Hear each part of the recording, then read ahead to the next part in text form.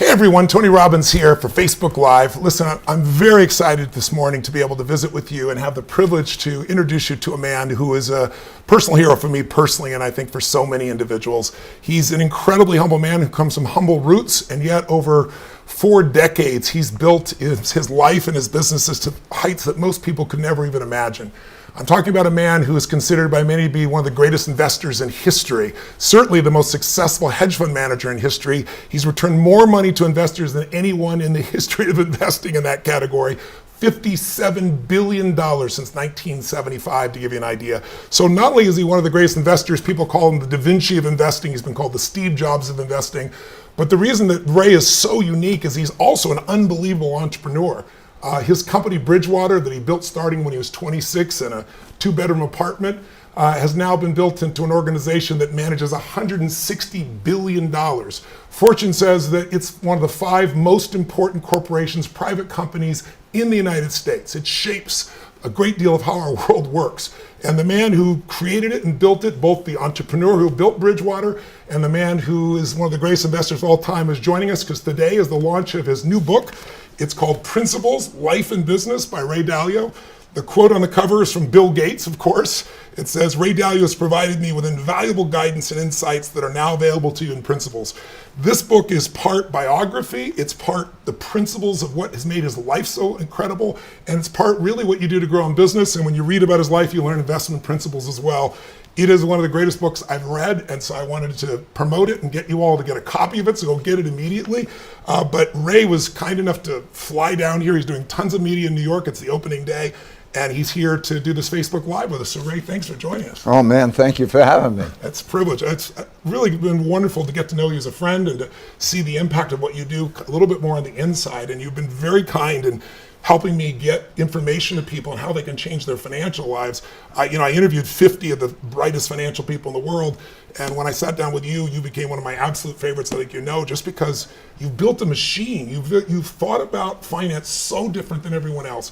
But I want to start, and you've done 3 principles, which is this book is all about. I'd like to start with the beginning, the early days.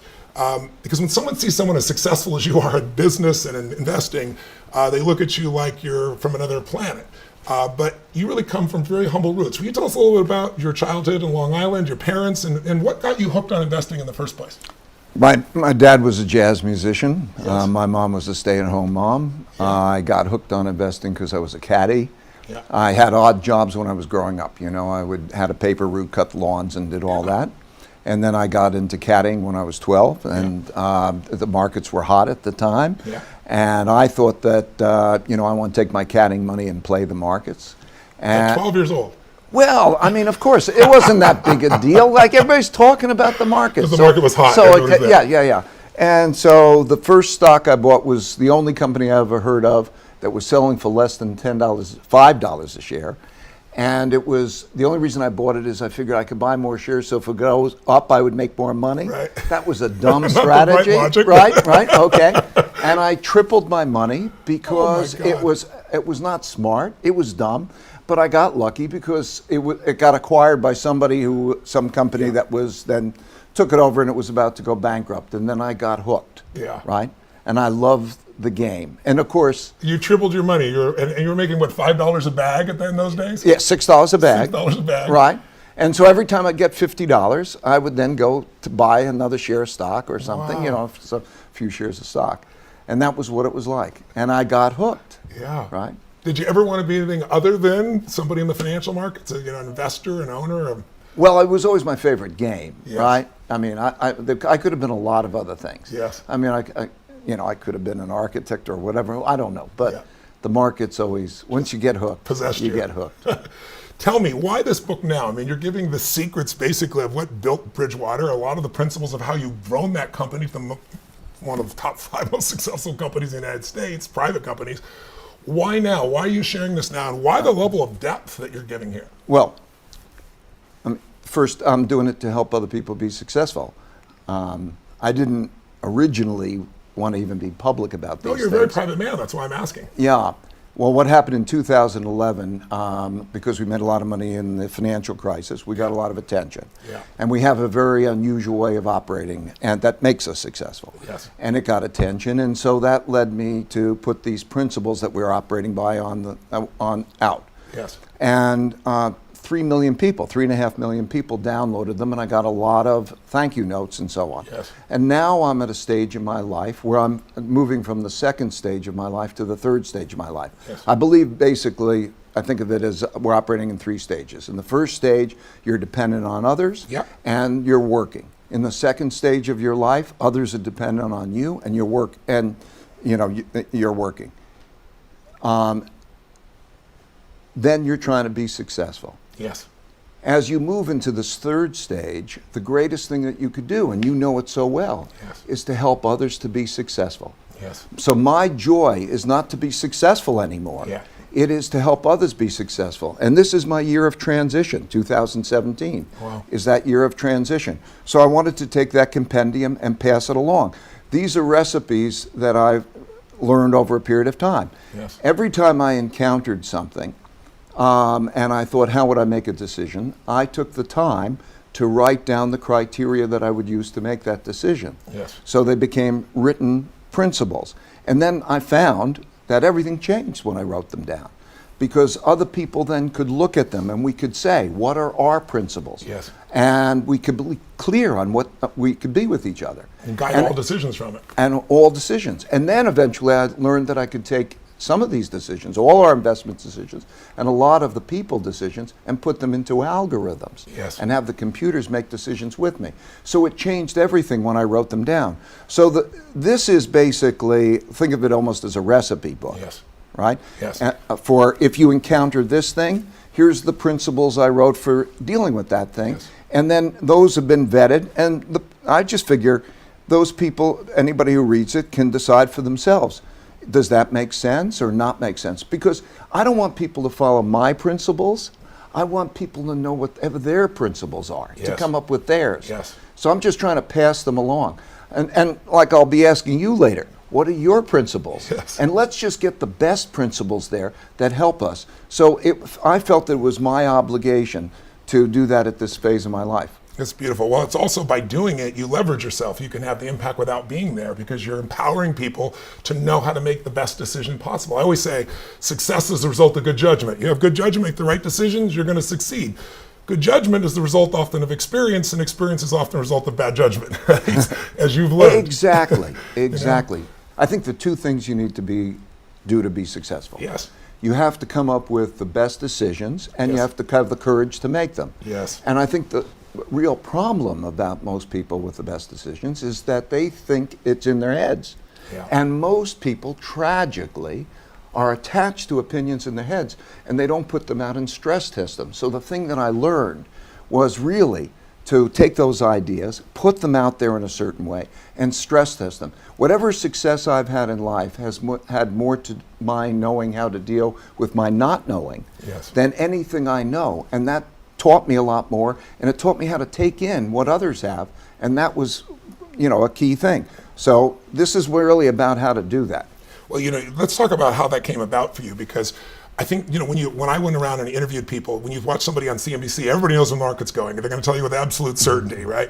And then when I interviewed the best investors on earth, you obviously being one of the top, there's this not only humility, it's not like a false humility, it's like, I don't know if I'm right, and I have to prepare. I have to have an asset allocation that if I'm wrong, I'm still going to do well. It's a different mindset. But tell me, it really came from failure that you looked at this, because you were somewhat, proud, and maybe your own description was arrogant at one point. Let's go back early on. Early days, you got into the commodities business, and I know you were trading your own accounts, and you had some experience with pork bellies that got your attention. And then you told me when we first met about when we went off the gold standard and how wrong you were. Tell me about those 2 situations, and how did they inform or change your mindset to say, no matter how certain I am, I'm going to stress this test with people that are smart but have a different point of view than I do? Well, in the markets, in order to beat the markets, you have to have an independent point of view, and that's different from the consensus, because the consensus is built into the price, and you've got to be right, and you're going to be wrong a fair amount of. And therefore, I learned just what you said, the power of mistakes, Yes. the power of learning of mistakes. And so there's the pork belly example, of course. That was one of those that I wrote about in the book. Yeah. And then there was the gold standard. And I was clerking on the floor of the New York Stock Exchange, 1971. The U.S., the world doesn't take our money anymore. And President Nixon gets on the television and he says that the link to gold is broken. And what that meant at the time is that money, as we thought about it, was just like checks in a checkbook. Yes. And what mattered was the money that was in the bank. The gold. And that was the gold. Yeah. And all of a sudden that stopped. And I thought that the stock market... So basically the money is attached to nothing. It's what it is today and everybody's gotten used to it. But then all of a sudden it's worth nothing. I used to turn it in and get gold, and I turn it in and get zero. Right. And I walked on the floor of the New York Stock Exchange, and I thought the stock market was going to go down, Yeah. and it went up. Okay. And what I realized then, that when I went back and I studied history, that although it never happened in my lifetime before, it happened before. And so the greatest surprises that I learned about are things that never happened in our lifetimes before, Yes. but they happened before. Everything has happened before. Yes. Everything is repeated. cycle. So but the one that had the biggest effect on me was 1982. Yeah, I want to talk about that. Okay, 1982. Okay, I had calculated that American banks had lent a lot of money to a bunch of countries that would not be able to pay back. Latin American and emerging countries that couldn't pay back. And it was a sort of a crazy point of view. But Mexico defaulted. You were right about that part. Right about that part, but you're not right if you're not making money in the markets. I get it. Okay, so they default August 1982, and I thought the stock market's going to go down, and the stock market went up because the Federal Reserve eased, things changed, and whatever, and I learned. Okay, Yes. so I was. But it wasn't. You didn't just miss. You were like publicly humiliated. What happened to your company at the time? You lost all your. Tell us. I had to lose. I lost all the people who worked for me. I had to let they were like family to you. These were like family. Yes. Yeah. And then I you had to borrow $4,000. Is what it was? You know the story well. Well, That's go ahead, right. tell us. I'm interrupting. I don't mean to. I just No, want to make sure they hear it. but right. It's in the book. So I lost all these people I cared about. I was very publicly wrong. And How many employees were left when you were done? me.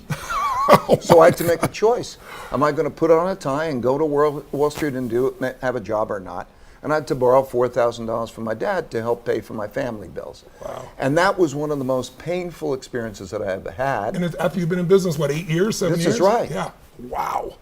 And it quite a was name for yourself already. And it was one of the best experiences I ever had. Why? And it was one of the best experiences because it changed my attitude about decision making. I learned, okay? I went from thinking I'm right to asking myself, how do I know I'm right? Right? Yes. And that gave me an open-mindedness. And I've learned, by the way, when I know a lot of very successful people, and I learned that they crashed at some point. Almost everybody's crashed. Joseph Campbell in his book calls it going into the abyss. Yeah. And that crashing is really the best thing for them. Yes. Because they either have a metamorphosis or they don't. Yeah.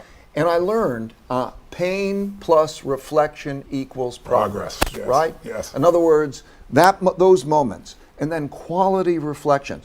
So I learned that I needed to have an idea meritocracy. In other words, Explain that. okay, an idea meritocracy is when the best ideas win out. So it's not autocracy. It's not I'm in charge and I'm making the decisions, and it's not democracy. Everybody's equal. It's the people with the best ideas are the ones that influence where you go. Right. Well, to use an example, think about it this way. Supposing you have a sickness, and you go to a doctor. Okay, you can go to one doctor. You can go to 3 doctors. If you can triangulate among believable people, and then you're faced with the choice, how are you going to deal with that situation? So, for example, you might say, I think I should do this decision. Well, you'd be dumb if the doctors tell you to do the other decision, even though you don't understand it. If those people who are independent thinkers are willing to argue with each other, and they triangulate, and they think you should do something, you probably should do it. Right. But if they're at odds, you get to hear the disagreements. Why is it? It's the quickest way to get an education. Yes. So you raise your probabilities of being right. So I learned that that's one of the smartest things I could do is find the smartest people who disagreed with me and triangulate. And so when we came to the financial crisis in 2008, it was because we had this view that was very different from the rest of the world about the financial crisis. Yes. But to have that independent thinking and to do that triangulation. So it's humility. In other words, the humility, the fear of being wrong. I have a saying, if you don't worry, you need to worry. And if you worry, you don't need to worry, right? You don't need to, if you don't worry, you're probably going to get into trouble. Yes. And if you worry, you'll probably do the things that are necessary. So exactly. Yes, and so that change in mindset and being able to draw the best out of everybody so I can make the best decisions, not being attached to what I think. Yes. That's why I say I think it's one of the greatest tragedies of mankind. One of the greatest tragedies of mankind, because it so easily can be rectified. If people can separate their attachments for what they have in their head and put them out and stress test them properly, they will raise their probabilities of being right. This is key, has been key for me. I think, for those people watching, there's so many business owners out there, small and medium, big businesses. If you're watching, I always talk about the fact that owners tend to put themselves in a position where they try to make 12 decisions. And I always say, get 12 of your best people and make one decision, because the crowd decision is always going to be better. But why don't people do that? Why do we have this push that we all think that we have to be the source, we have to have the answer, and we have to be, never fail, when it's just not realistic? What do you think that is in the human psyche? Well, and how have you balanced it? I've studied why this is. I've asked neuroscientists, I've asked psychologists why it is, and they say that there's two reasons for it. Partially it's neuroscience, and partially it's environment and habit. And it can be broken. So the neuroscience part of it is that deep-seated in our brains is a part of the brain called the amygdala, which is the fight or flight part of the brain. Survival. And there's a little bit of an instinct that if there's disagreement, that is conflict. And it produces an emotional reaction. There's a tendency to do that. The other part of it is the world rewards being right. In other words, you start with the smart kid who gets the A's on his test and so on. And then they don't go through their failure. You know that the best learning comes from failure, right? But if people become embarrassed about not knowing, we're in a society that operates that way. And if you can actually teach how great failure can be as a learning thing, it's so terrific. So it's a combination of habit and instincts. But I've learned that in 18 months, people can be totally different. We call it the getting to the other side. They go through this, of course, experience of everybody speaking frankly with each other and figuring out in an idea meritocratic way what's true, including what your weaknesses are. Do you want to know your weaknesses? Is it good? When you go through that, and people want to, so that they know how to compensate for those weaknesses, then they can move beyond that. And so what we found in a period of 18 months of doing that exercise, most people can get to the other side. Then they don't want to operate the old way. Right. Because, first of all, they don't want people not to be straight with them. Yeah. Like, if do you want to know what I really think I of don't you? want to talk about do you my back. Want to know? So you ask people, they do. Their intellectual part of them does. Their emotional part needs to have a little bit of adjusting to that. And so we go through that process. And it changes everything, because great collective decision making with the smartest people who are willing to disagree is going to make you most likely to be right. You're learning right now the most fundamental important distinction that has guided this man's life after going so much failure to have so much success. And every business person, any human being that wants to make better decisions needs to apply this. So I hope you'll take it in. It's kind of like when people succeed, they party. When they fail, they ponder. And there's no transformation out of partying. There's some enjoyment. But the pondering really can make the shifts. I think in order to be successful, you have to do 5 things. There's a sequence, okay? Great. First, you have to have your goals. And you talk about audacious goals. Well, I think have audacious goals. Why? Right? I agree, but why? Because you want to have the greatest life you can possibly have and the greatest impact you can have. And your goals affect you, whatever they are. If they're small goals, you're affected in a small way. If they're really driven, you rise to the occasion. Right. Goals. Next, problems. On your way to your goals, you're going to encounter your problems or your failures. Right? But you don't tolerate them. You got it. Don't tolerate them. Yes. Right? Number 3 is then diagnose them to get at their root causes.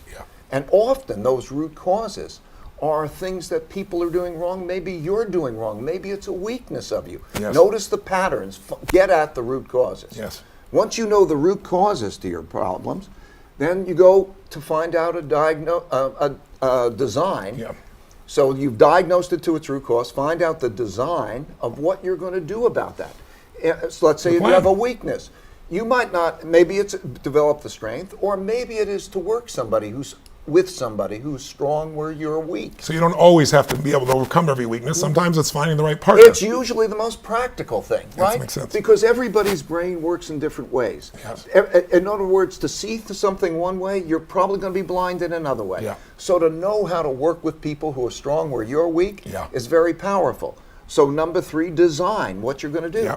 And number 4 and number 5 is to push through to results, right? So you say, I've got a design. Okay, now goddamn do that design, right? The determination and flexibility to find the way. And that's it. This is what I call this looping. Go for your goals, identify and not tolerate your problems, get to the root cause of them, then design a path to fix those things, and then go beyond it to push through. And you just life is just basically keep doing that over and over again. Yes. And if you do that, you'll make the advances. That is why failure is a teacher. You know, if you have success, you did it right. So there's nothing to learn probably, right? If you have failure, there's something to learn, right? Yes. Make the most of your failures. What I learned, I developed an instinctual reaction that's different from failure. The instinct is now to view failure as a puzzle that will give me gems. The puzzle. Once you solve the puzzle. Right. The puzzle is, what would I do differently in the future so not to have that result? And that's where the principles come from. That's what you write that down. Yeah. So you can guide those decisions in the future and really make it happen. After every event I've done, Ray, in 40 years, my team will tell you there's no exaggeration, not after every event, after every break at every event, which is usually pretty late at night, I think you know, I do a debrief of everything that worked so I can capture it and why, the principle behind it, and then I do a debrief of what didn't work or could have been better and what should we do to change it and improve it. I've done that for 40 years, to give you an idea. So there's a reason why events get better and better, because it's nothing but principles. And then my team reviews it before the next event. We review what worked so we can do it again even better, and then we see what didn't and figure out what the solution is. And it's just, the learning never stops, right? Well, this is why something you and I want to pass along to your help, right? Yes, for the sure. value of mistakes. Yes. And they sting, so they stick. Yes, you remember them. Right. Yes. Like I think of my life, and I remember back, and I remember all my failures. I don't remember my successes. Yes. And so I would think it was a life of failure. I'll remind you. You've had a lot of success. But because of that, yes, it's all evolution. Yes. It's all evolution. Yes. And it's beautiful.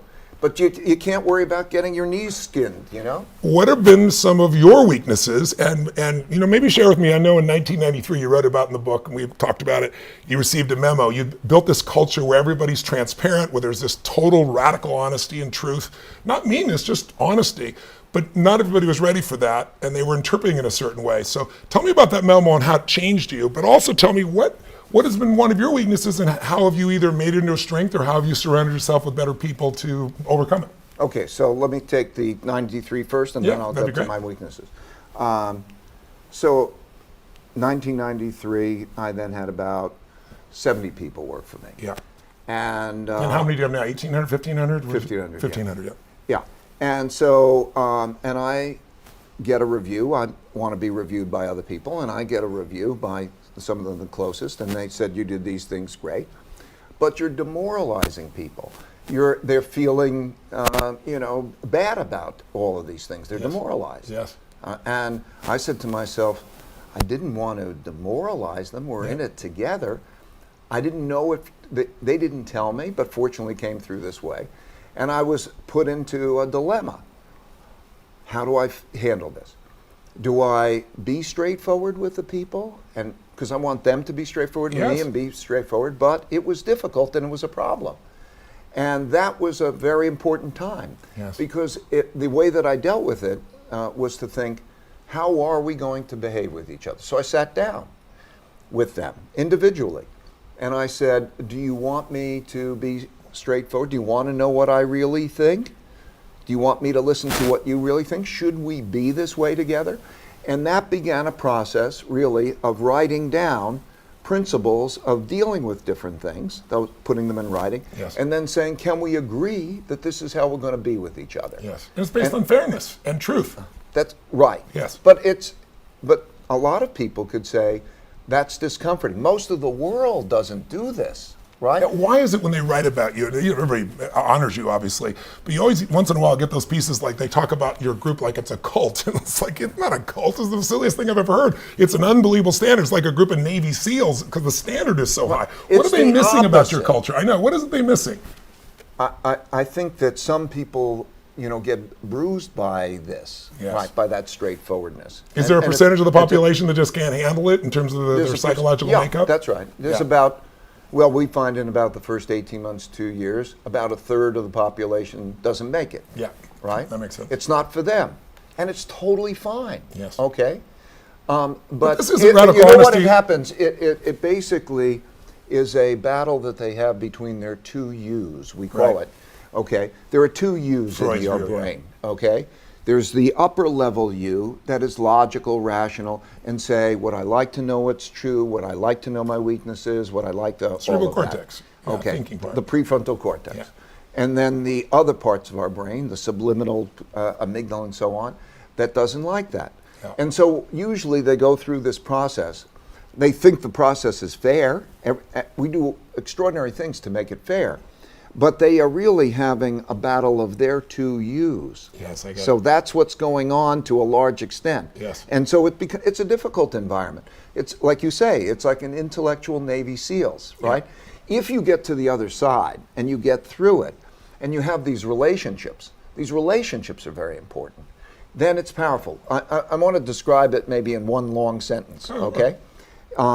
It is an idea meritocracy in which the goals are to have meaningful work and meaningful relationships. Yes. And they're equally important, by the Yes. way, and they reinforce each other. So an idea meritocracy, to have meaningful work and meaningful relationships through radical truthfulness and radical transparency.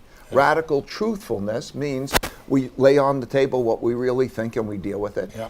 And radical transparency gives the ability to people to see everything. Because you can't have spin. If you can see everything, you can be part of the idea of meritocracy, of course. Yes. If you hear somebody tell you what's happening and everybody's giving you the different stories, you can't be.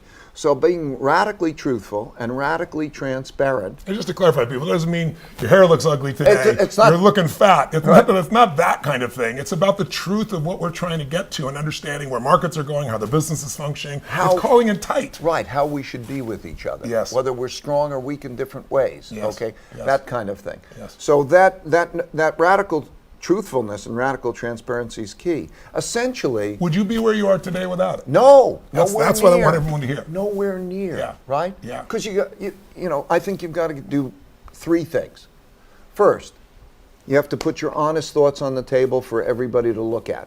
Yes. Everybody. Yes. And you look at them, and they're different. Then you have to know the art of thoughtful disagreement. In other words, maybe I'm right, maybe I'm wrong. How do you work through to get a better answer than you would have individually? Yes. Okay? Yes. Thoughtful disagreement, to like it, to respect the other person, and not To know that it's going to lead to something greater for everyone. Of course. Yeah, higher mission, higher purpose. And then third is if the disagreements remain, you have to have protocols for getting past that. In our case, we have what we call believability weighted decision making. In other words, we have not an autocracy and not a democracy, Yeah. but idea meritocracy, in which there's ways where Who's got the best track record in those the areas track of record decision-making? and everybody and who thinks is the best decision making In that category. in that category. Got it. Exactly. Got it. And so if you have an idea meritocracy where the best ideas win out, it's going to be so much better than if you're stuck with the ideas in your head, right? Yeah, without a doubt. And it's And why, and personal development. yes. It's how can you grow if you can't be honest, right? How can you grow So- if you can't be truthful?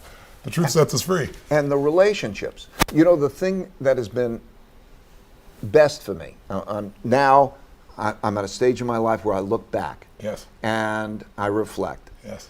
And I think, wow, it's been great in so many ways. But the best were the relationships. Now, I'm at a stage in my life where I look back. And I think, wow, it's been great in so many ways. But the best were the relationships. Now, It wasn't the money. Yeah. Okay. Yeah. I mean, that was great. Sure. All these other things, Yeah. track record, we did good things to clients, all that. Yeah. Great. But it was still the relationships. And those honest relationships Yes. are deeper and better. Yes. It's tough love. It's the benefit of tough love. Tough love is the best love. Yes, when right? it's given from the heart still. That's the secret. It's coming from a place of truly caring, not trying to just... Exactly, because, well, you do it all the time, right? You help people it's caring, and Yes. when people know that it's caring, together with the truth, the tough truths, Yes. and you can go through it together, that's powerful. It is. Tell me, what's been one of the weaknesses that you had to deal with early on, and how did you deal with it? Did you find a way to grow through it? Did you find people around you who had better skill sets? What would it be?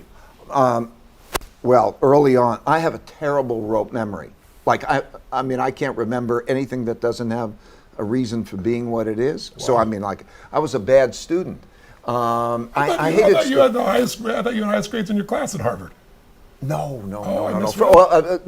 At Harvard Business School, I loved Harvard Business School. Oh, that's the because difference. It So was you a loved it, you different did kind, well. It was a different kind of education. Oh, interesting. Because it wasn't a memory. It had Right. nothing to do with memory. It was quality. So for most of my early years, I hated school. Got it. I didn't, I have a bad rote memory. I tend to be details are a mess for me. Right.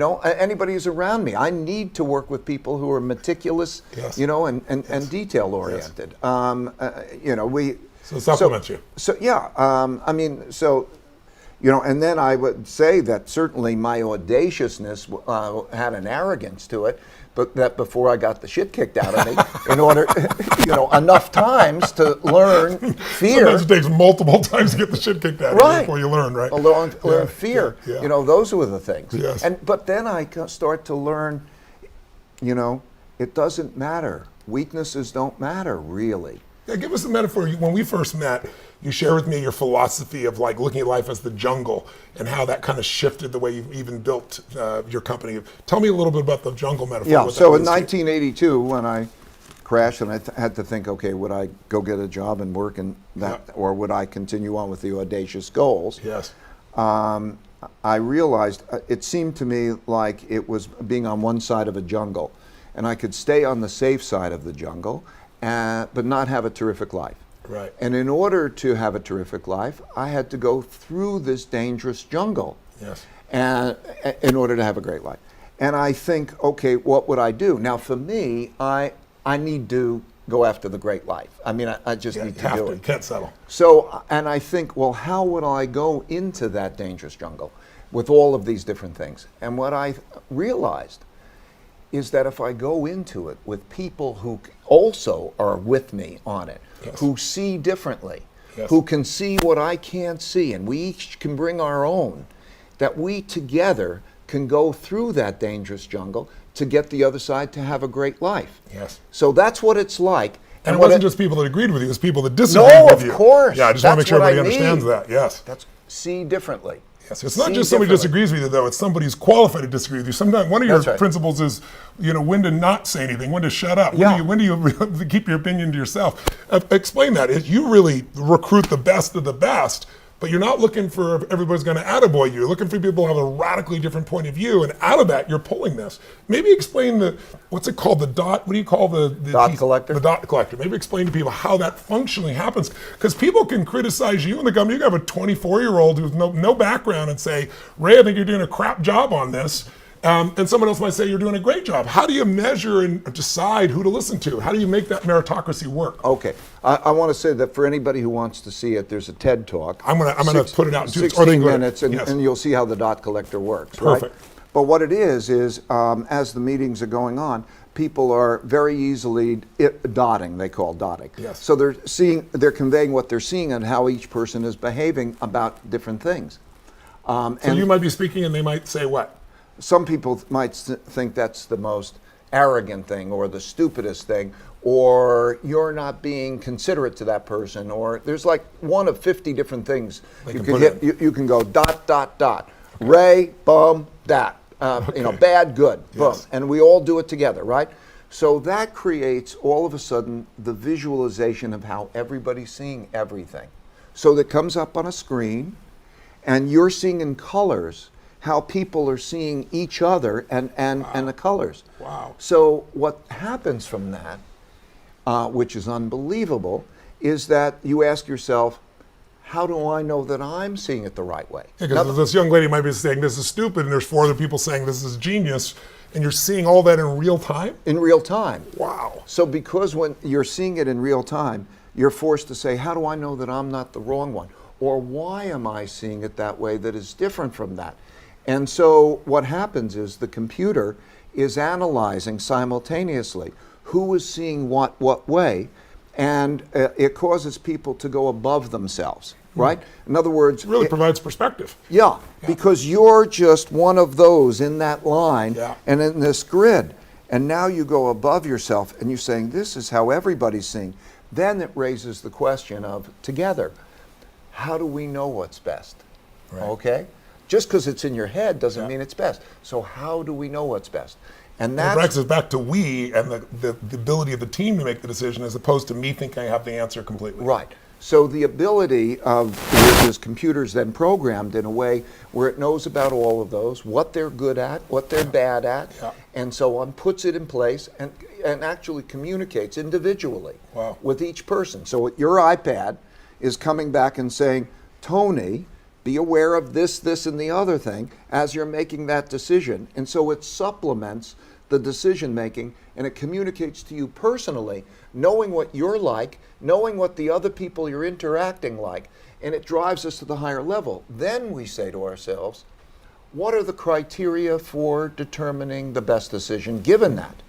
So it's a collective. The team creates the principles. Right, and then the team creates the principles, and then you write the algorithms, okay? And that algorithm, which is just the same as a principle, but just in computer language. Just designed to trigger you at the right time. Right. It comes and it communicates with you, and it says, okay, now how do we make a believability weighted decision based on the strengths and weaknesses? So that if, let's say, 4 believable people at one level outvote one who might even have a higher believability in another, what is our way of doing that? And because everybody believes that that's an idea meritocratic way, most everybody believe that, because we can do that collectively, that's why we create an idea meritocracy. I don't want it to sound complicated. It's just because it's evolved in these ways. Yeah, over time. The important thing for anybody out there, they may not have the algorithm, okay? They won't have a lot of things, although I would like to put this out for everybody to have. That's beautiful. But what I think the important thing is just the understanding, just the wanting of idea meritocratic decision making. Just the writing down of what are the principles when we get into that situation. How will we deal with that situation, and we agree on those principles. And then you build on that. Anybody can do that. It's all about making the right decision, ultimately. It's all about That's all it really is. All this is that we have the right decision, and you've been able to make the right decisions more than anybody else in your category. And not You're twice, I just want people to know, wealthy people take their money and put it in a hedge fund. And a large hedge fund might be $20 billion. You're $160 billion. You're bigger than your 2 biggest competitors combined. So he's actually showing you how they make these decisions. What do you do on Monday? But it's not me. Well, your team, excuse me. That's I'm exactly saying right. it's That's this, the beauty. I get it. I right? get it. The power of it. It's this. Yeah, it's the power of the crowd. Because if you're stuck with all you've got in your head, that's very little in relationship to all that's out there. And that's what makes you a business owner anyway, as opposed to an operator, is when you can be in a position where the team is making those decisions, not just you. Otherwise, you're carrying it all on your back. But even if you're just the one guy and you have the one business, you have the advisors you still outside. have all those people around you. Exactly right.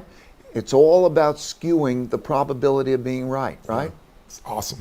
Tell me, in 2008, you saw what was coming. You tried to warn people. Very few people listened to you.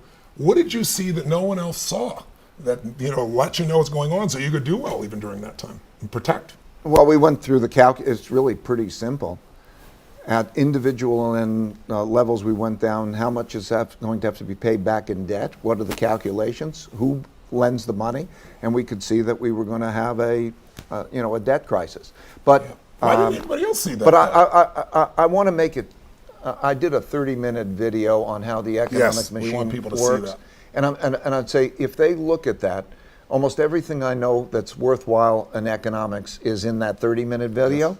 And so you can understand, how do you see a bubble How do you, what are they like? Bubbles and busts and so on. Where are we today in our economic cycle? That's my question. Where are we today in our economic cycle? Well, and that's, as you know, there's productivity is one, productivity.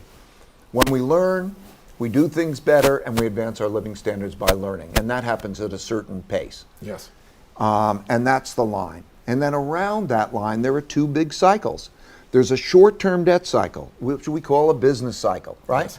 You go from a recession to an overheating the economy and so on. It's over 5 to 8 years usually. Yeah, so, and it'll stretch. We are, putting the side away, we're at that part of the cycle. We're in the beginning of the late part of the cycle, where no longer do we have the slack, but we're not having tightness. Right. So we're in that part of the cycle, which is the Goldilocks part of the cycle, when things are not too hot and not too cold. Yes. And so as a result, we don't have too much inflation, we don't have too much growth. Everything is kind of tepid. That's Yes. the part of the cycle we're at. Yes. So as a result, the Federal Reserve, which pushed a lot of money into the system, will stop pushing those money into the system. As a result of pushing interest rates down, they're going to stop pushing those interest rates down. And now we're in that transition period, okay? That's the short-term debt cycle.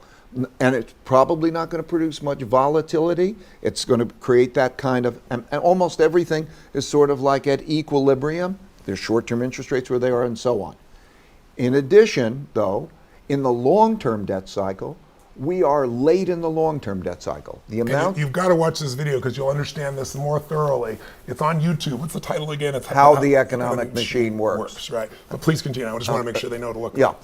Over the period of time, we have accumulated lots of debts and then some obligations that are not necessarily called hard debts, pension obligations, Yes. a lot of Social pension Security, obligations. Medicaid. And then Medicaid and health care. And the demographics are changing, and all of those obligations cannot be met, and they're like a lot of debt. And they're squeezing us. They're going to squeeze us. Okay, so that we're in that middle part of the cycle with that squeezing gradually coming. We don't have a bubble, so we don't have to worry about that. We're going to have a gradual You're not squeeze. worried about another 2008. Here's a question I had. Here's what I'm worried about. Please tell me. What are you worried? We're going to have a squeeze, a slow squeeze, and the biggest thing to understand is that we don't have one economy. Think of it as having two economies. Okay? Think of it to make it this way.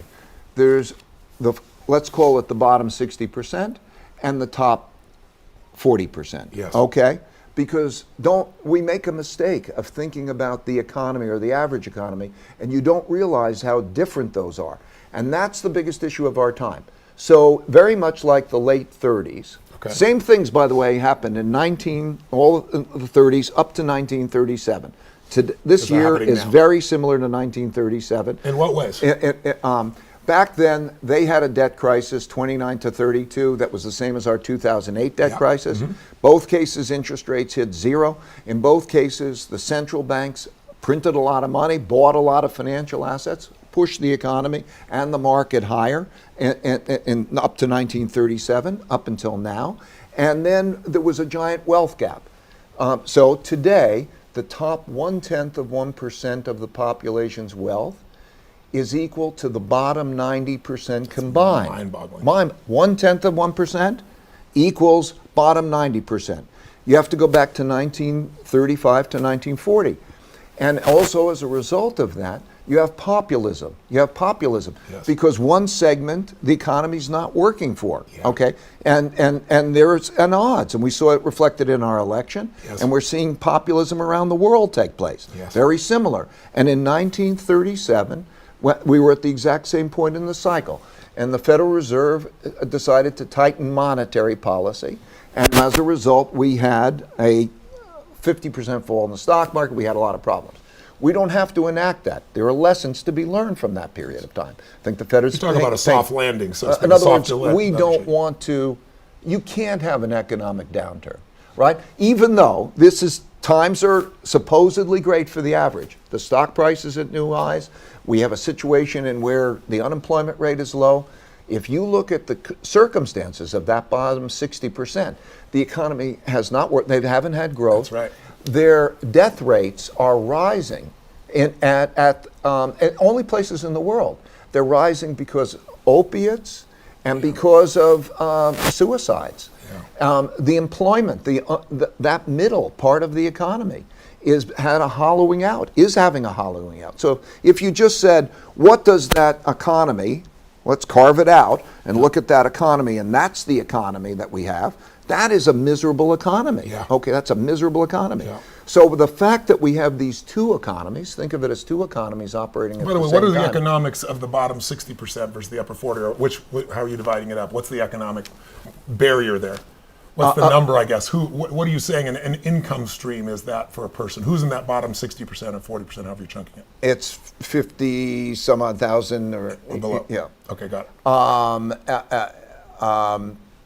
But if you can't have that conflict. Yeah. So if we look at averages, we're in a bind, right? Yeah. So the central bank. So these are the economic issues.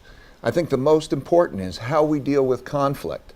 Okay, conflict of the haves and have-nots, conflict of the left and the right, conflict of social things. How do we do that? You invite conflict, but you teach people how to do it intelligently, respectfully, and you figure out how to resolve it. How do we do that as a society when you have people that go into Congress now, and it used to be they'd fight like crazy 20 years ago, and then they go have a beer together. And now if they speak to each other, they're radioactive. This is what do we do right. to shift this? So I think the most important thing, the President of the United States and other people, we should think, what are the principles that bind us together? As a society. Right. What are our overarching principles? Are As those Americans. that bind us together greater than those that divide us? What are they? Can we have thoughtful disagreement and have protocols for getting past those disagreements for the country as a whole? This is a time we're going to be tested, okay? Yes. Because if you look at the statistics on polarity, in any measure of polarity, we're having greater polarity almost to the point where the sides want to kill each other. They don't want to find the compromise. Our system was based on a system of compromise. Yes. In other words, when they're at odds, we're going to come to compromise.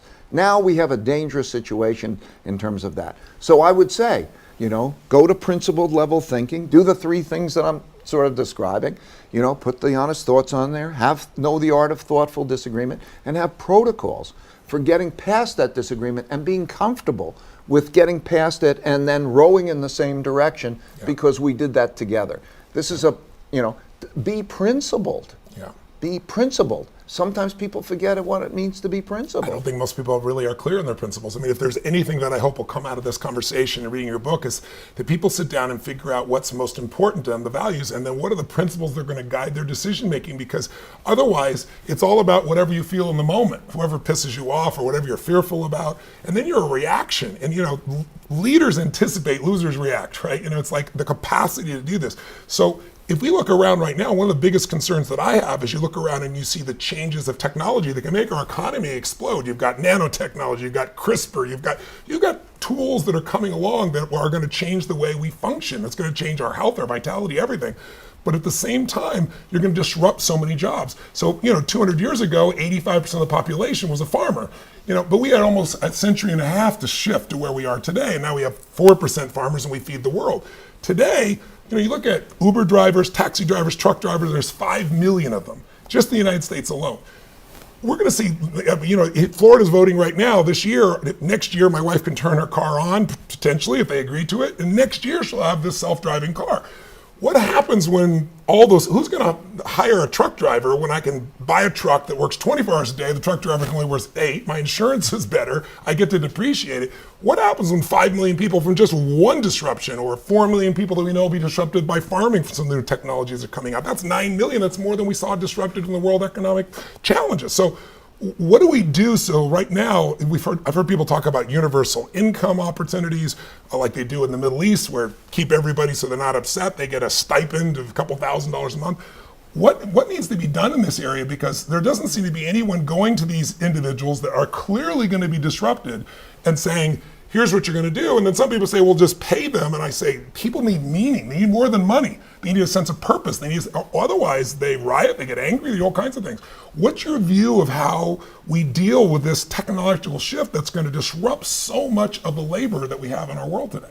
Well, I think you said it so well. I'm going to repeat very quickly some of the points that you made, and then I'm going to answer your question. Okay. Because, the invention of technology is different than in the past, because the technologies can surpass all the uniqueness of most people.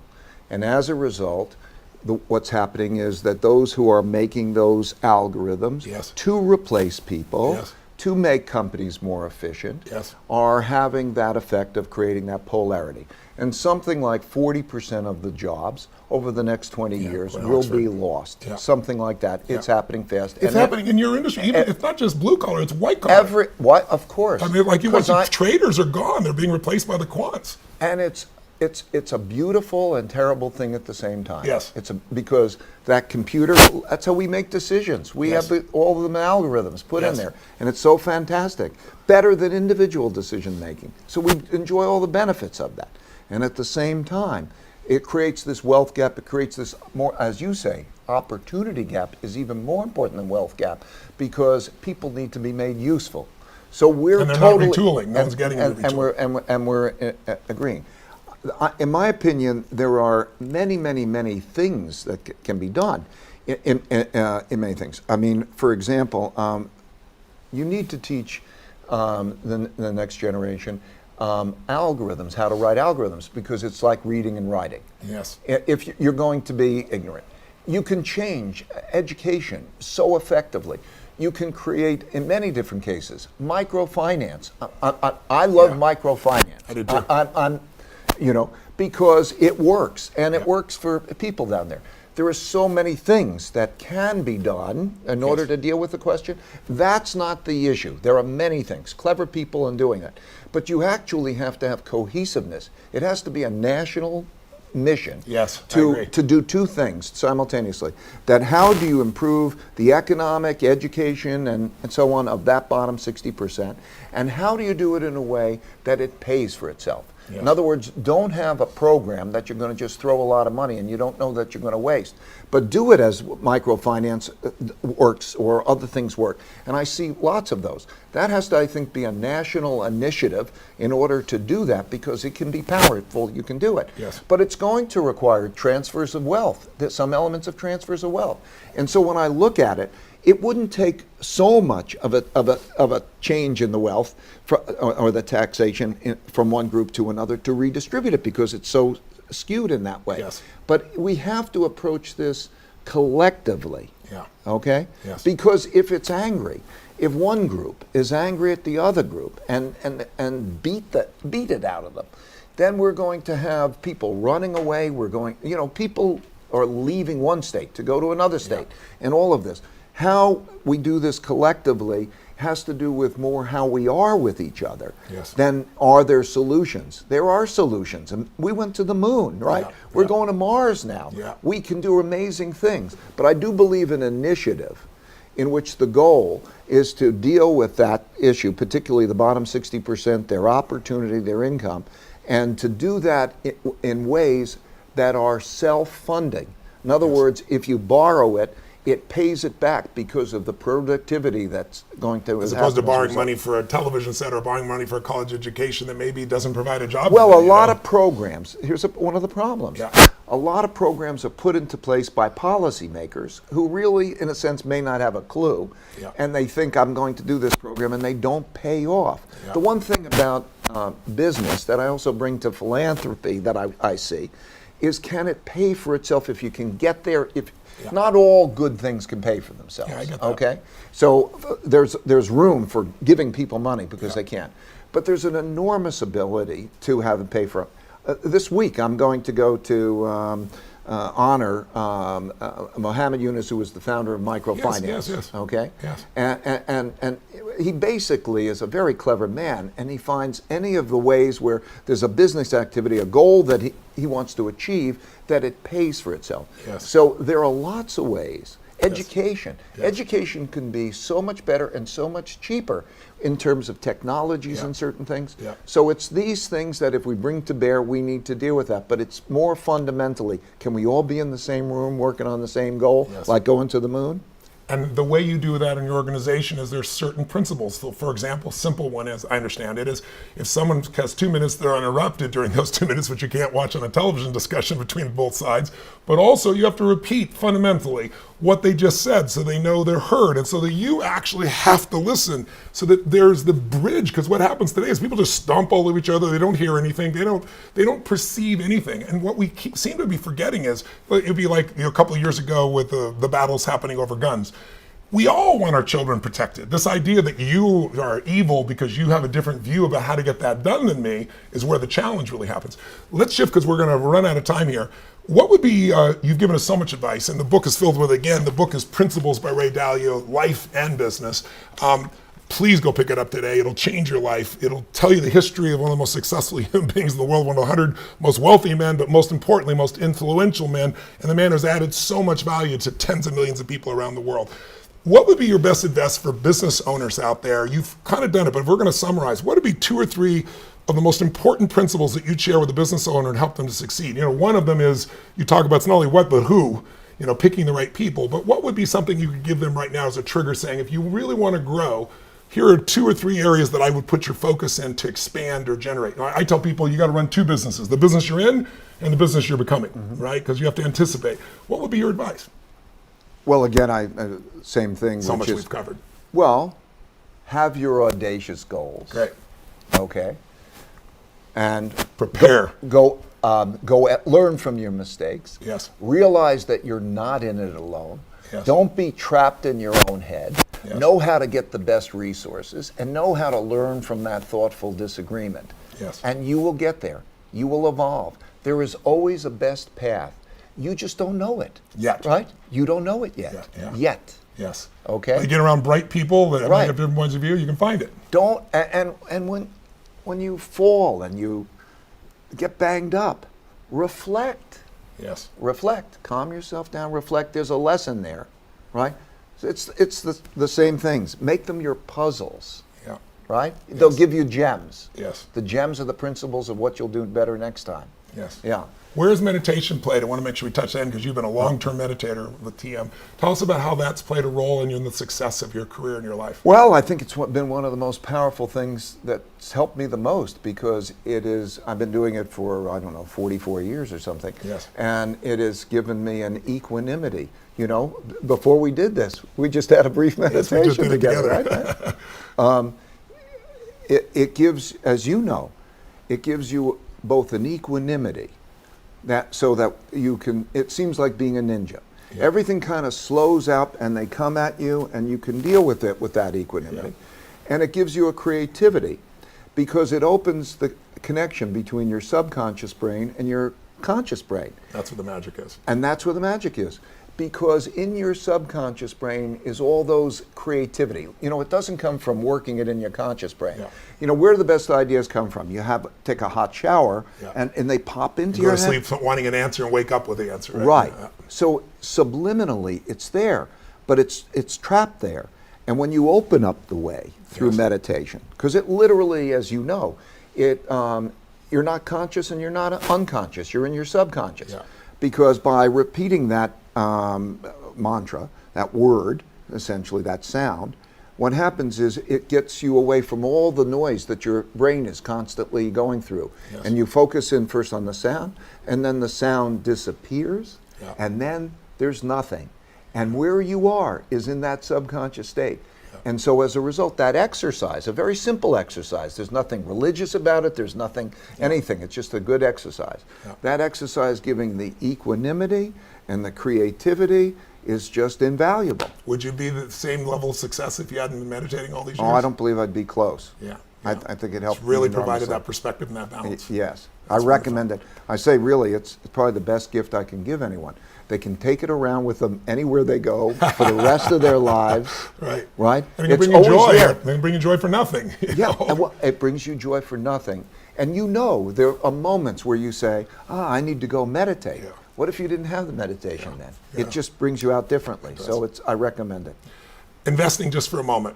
We're 8.5 years into this bull market. You've given us an idea where we think we are in it. You've told us what some of the challenges are.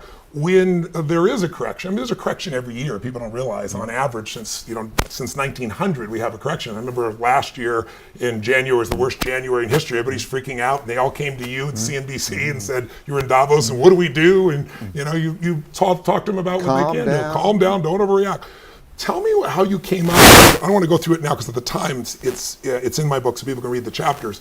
But this whole idea of finding out how you can not know where the markets are going to go and yet still win. This idea of the all-weather that you came up with, and you adapted it for me to share. You're unbelievably generous with my readers and with anybody who picked it up. We call it the all seasons. It's not quite the same. But it's been right 85% of the time. You would have made money in the last 75 years. And when you lose, the most it's ever lost is 4% on that formula. How did you come up with it? What made you pursue that? And what would you say to people that are panicking the market's going to crash any moment and they've been sitting on the sidelines missing one of the greatest bull markets in history? I'm going to give the brief answer, and then which is that diversification properly balancing means that you could take equally good things and you can reduce the risk.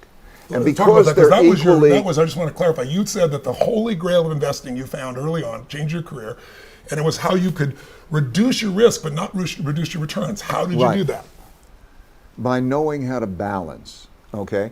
When you can take equally good things, yes, they're equally good, so your expectation of return is equal, yes, right?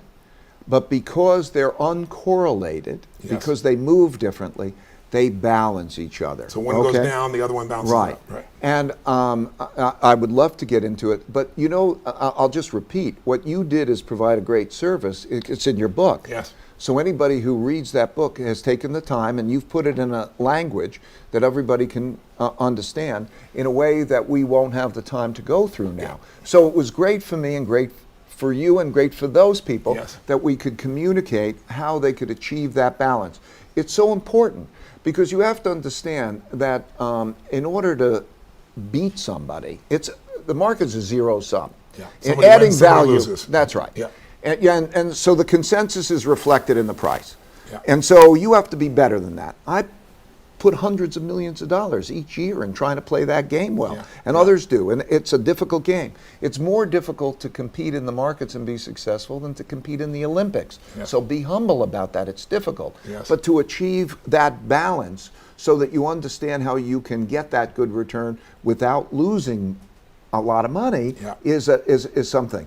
You've communicated it well, so I would, rather than be able to cover it, recommend that they look at your book. But your money is all your personal Most of my money is in that. That's right. It's truly amazing. And people, you can go pick up a book or go to the library or whatever and get the answer because you walked us through it. We did it in 2 chapters of the book, and it's mind-boggling. I mean, if you could go to Vegas and be right 85% of the time and make close to 10% on average, and when you're wrong, the most you ever lost is 4%, how often would you invest, right? It's a different game, right? Yeah, the risk of ruin is so diminished. It depends exactly how you construct that in terms of what your risk and return is. So it's explained there. But the risk of ruin, like any one investment, there will come a time in your lifetime that it's going to be down 50 to 75%. And when it's down 50 or 75%, if it's down 50%, that means you have to make 100% in order to get back. So you can't afford those Especially kinds if it's later in life, you don't have the time, right? Right. Yeah. So this is really the way to protect themselves. So many people get great returns, but then they also slash to the bottom. And one of your principles is not lose money. These are good returns. Yeah, these are great returns, but you're limiting the downside massively. What we're out of time now. So the last piece, is there anything we've covered you haven't been able to share? What's the core message you want people to leave with? Whether they're an entrepreneur or an investor or just somebody who wants to improve their life, what would you say that core message? Well, most importantly, have their principles that deal with reality. Well, embrace reality and deal with it, and have those core principles and get them wherever they can. As you know, what I want to do is I want to get your principles. I listen to a lot, but if everybody took the time to write down their principles and to think about each other's principles for how to deal with specific things, not this big, Yeah. high-level principles. Yeah. But in other words, the Pragmatic. specific, okay, I have somebody who is cheating in my company. What do I do?